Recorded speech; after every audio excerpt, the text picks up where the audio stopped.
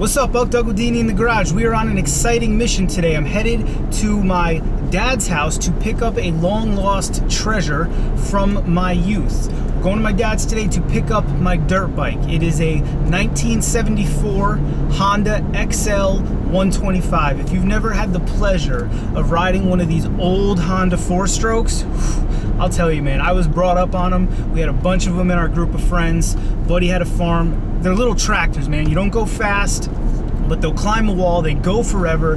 They never break down. They're great little bikes. I was lucky enough to get my hands on one when I was about 20. It needed a little bit of work.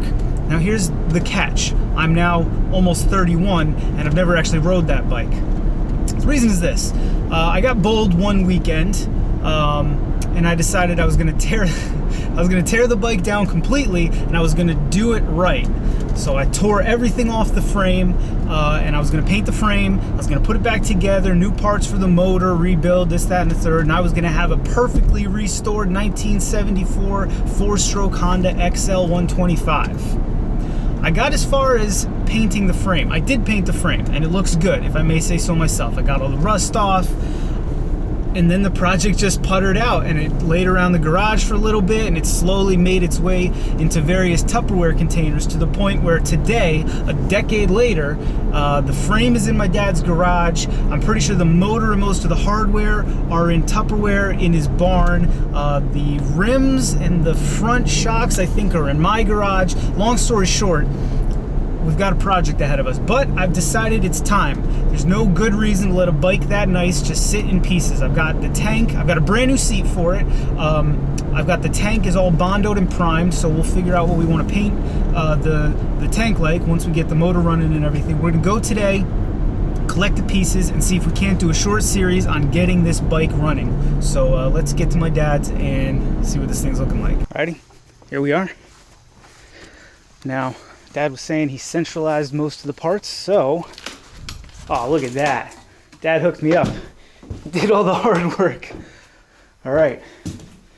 Frame, fenders, rear arm, handlebars, box of motor. There we go. Let's get this stuff in the Jeep and then we'll inventory it a little bit further.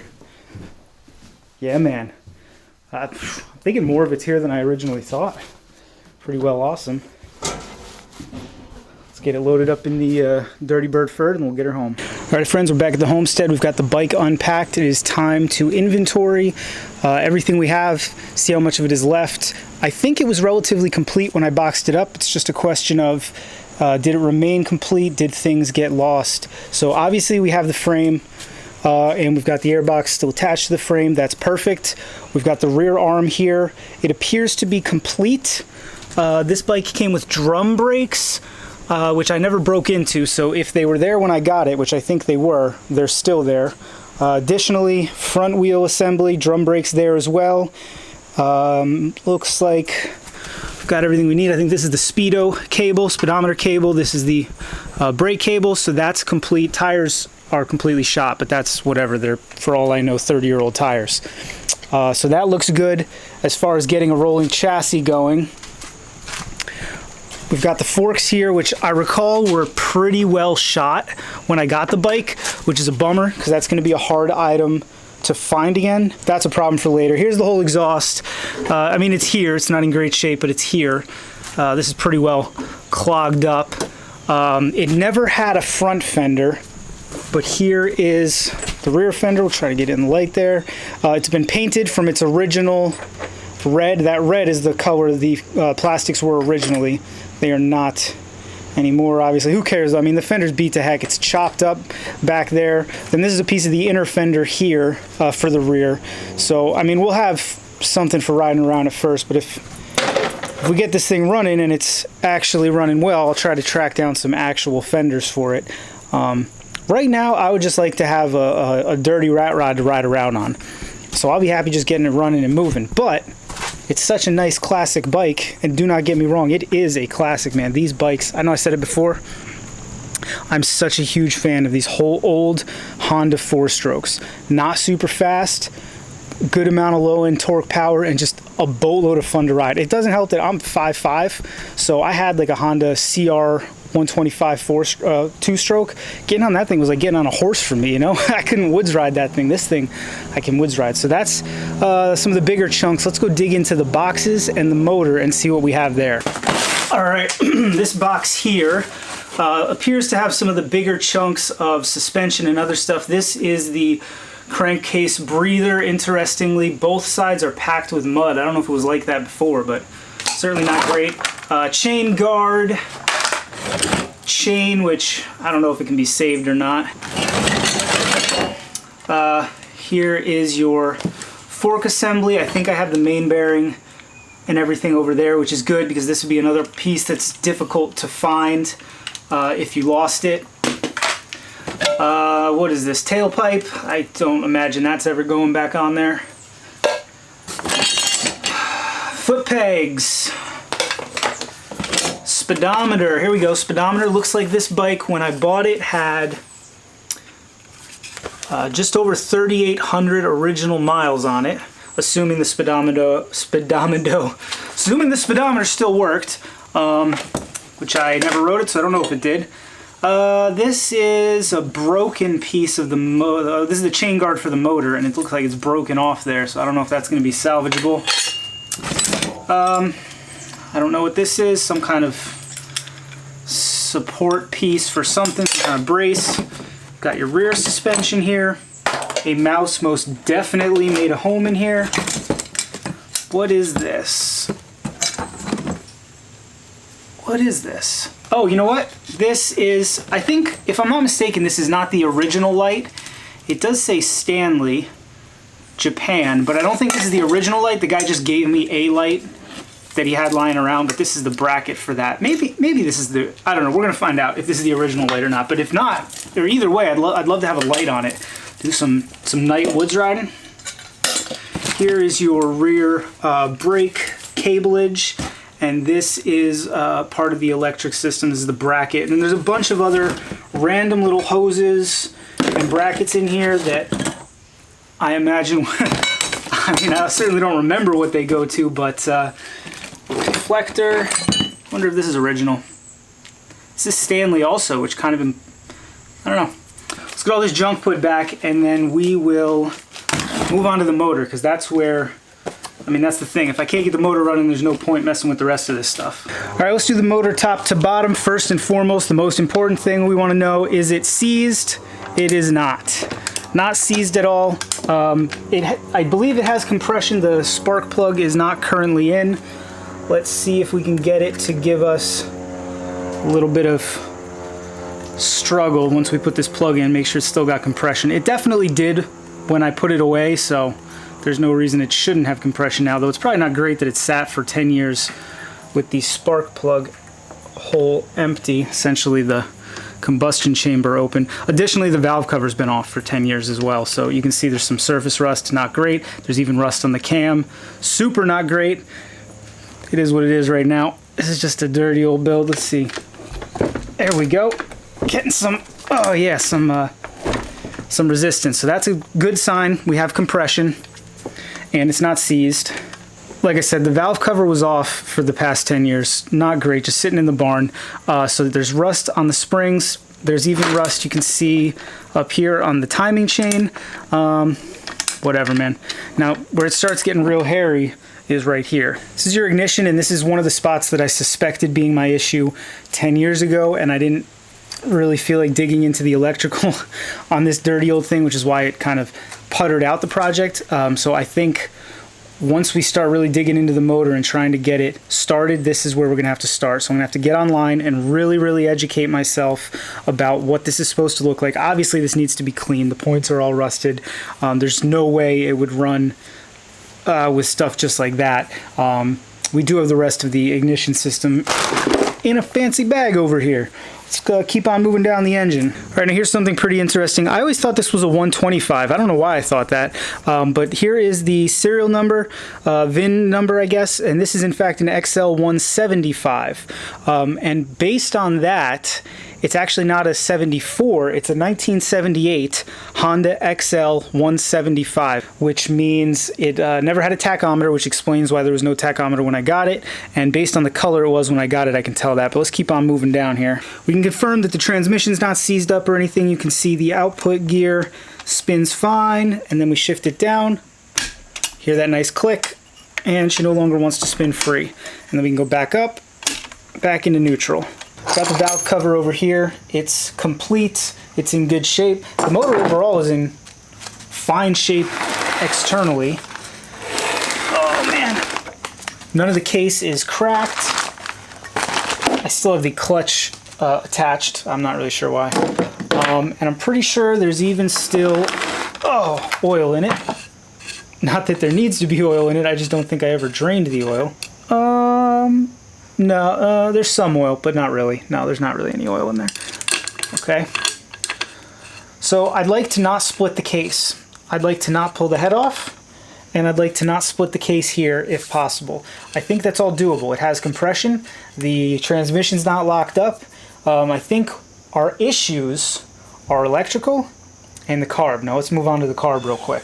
Now in this bag is the carb and the rest of the ignition system. Why I left it in an old mattress bag, I'm not sure. Here's the rest of the ignition system. I already was looking online. These are relatively generic, and I think I can just get a new one. So I may not even mess with this old one. I'll have to figure out how you test these. That's going to be the key here. Back in the day, I had no patience for diagnostics. So if I couldn't figure it out just by dead reckoning, I didn't bother. I'm older now, more mature, and I'm determined to get this bike running. Because you can't get these anymore. I looked to just buy one that was running. You can't find them, and if you do find them, people want several grand. So learning to diagnose 70s dirt bikes is what I'm going to be working on. All right, here's the carb. It is the original carb. I saw you can buy remanufactured ones online. I've done that before for other bikes and quads, and it's a mixed bag. They always come from China. They're always kind of no name, or unless you spend $200, which I'm not doing. And sometimes they work real well, sometimes they don't. So I'd rather get this one working. It's pretty dirty inside, just from sitting. I mean, it's been 10 years since I had it off. I don't know how long it's been since it ran. The guy I bought it from, I don't know that he ever had it running. I mean, it's not terrible, I guess. Yeah, you can see, I don't think you guys can see down in there, but it's just a lot of residue. Let's see what the float bowl looks like. I don't think it sat, obviously, with any fuel, so it may all be rusted. Yeah, that looks doable. It certainly looks plausible. You see all the Dremel marks. My buddy came over who was a small engines whisperer and tried to help me get it running back in the day. I think we could clean this stuff up and maybe get it running. If not, I'll try to find an eBay carburetor, but I'd rather do it with this one if we can. Other than that, it doesn't look too bad. Inside, the mechanisms all work. You can see the choke is still working fine. Alrighty, still attached to the very broken throttle. Not sure why. All right, let's move on from the engine to the odds and ends. All right, the last bit is this tray of randomness. This air filter is obviously completely and totally KO'd from just years and years of whatever. I don't even know if this went to that bike. Here's the kickstand. Here is the spark plug, which is actually not that dirty. I wonder if I got a new one. Huh. Interesting. Here is that broken piece to the other piece of the chain cover on the engine. So actually, no, that's aluminum. Maybe we can JB weld that, get it back together.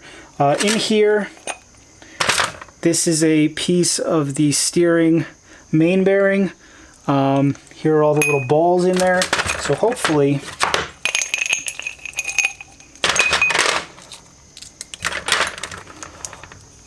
we can get all these cleaned up and put back in here and get that lubed up so that we can get the steering under wraps. Now all these random bolts, like I don't know if these go to anything on the bike or if they were random. I don't know, like this. This is just a cotter pin. There's no way this came from the bike, right? These, on the other hand, very much look like they did come from the bike. So, I don't know. When I can't figure something out, I'm going to come to this tray and figure it out. Now, there's two more things for the bike that I have, very important things, that I've been holding at my house. They were about as far as I got into the actual restoration of it outside of painting the frame. Alright, in addition to painting the frame, I also bondoed and primed the tank. There was a huge dent on one side, I think this side, and then a number of smaller dents along it. I bondoed it, I primed it, never got around to painting it because I didn't know what the paint scheme for the bike was going to be. I then put it on a shelf and allowed it to collect dust for the last 10 years. But this is good because finding a tank for this would be near impossible. It's got the top and everything inside looks pretty darn good, actually. All in all, no rust, so that's a win because of all the parts that would be difficult to track down. I don't think a tank would be real difficult and real expensive. On top of that, a number of years ago, I stumbled on a reupholstered seat for one of these, and I picked it up. Now, it's dusty now, but it is in fact the correct seat. It's got the correct hinge points. It's going to lock on. It started rusting a little bit, so I ground it down and primed it at some point. It's not perfect, but it's better than having no seat. So, all in all, how are we feeling about the inventory for this bike project? It seems like we have everything to get a rolling chassis together, including all the steering components, all the suspension components. I just need to physically bolt it on a bike. That will probably be one whole video in the future by itself.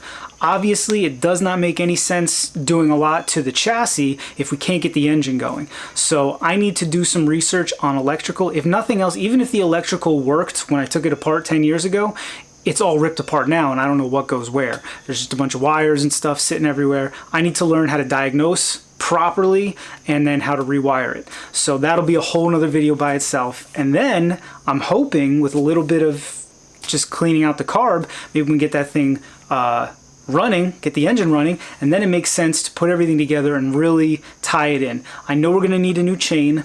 I know we're going to need some kind of electronic parts somewhere. I think if I can find that ignition, they used it on the 125s, the 175s, the 185s, the 200s, the 250s. I think they all use the same ignition. And they made this style bike, geez, forever, man, from the very early 70s to like the mid 80s. They were making the XL series of bikes. So if I can find one used, that'd be cool.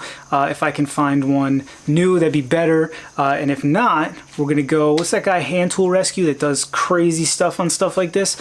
We'll tear it all apart. We'll learn how to rebuild a bike ignition system. But there's definitely going to be a bunch of videos on this project. I'm super motivated right now. I know you guys know that feeling. You get a project, super motivated. I love riding a dirt bike, and I haven't ridden one in the longest. Because I don't have one. So I'd love to get this thing going. I'd like to think of a cool paint scheme for the tank. I'm in no way a professional painter. Maybe we'll have to get Project Dan out here to lay down some nice paint on there. Got to think of a name for this project. I'm leaning towards Humpty Dumpty for right now, honestly, because I don't know if all the King's horses and all the King's men can put this bad boy back together again, but maybe D&E can.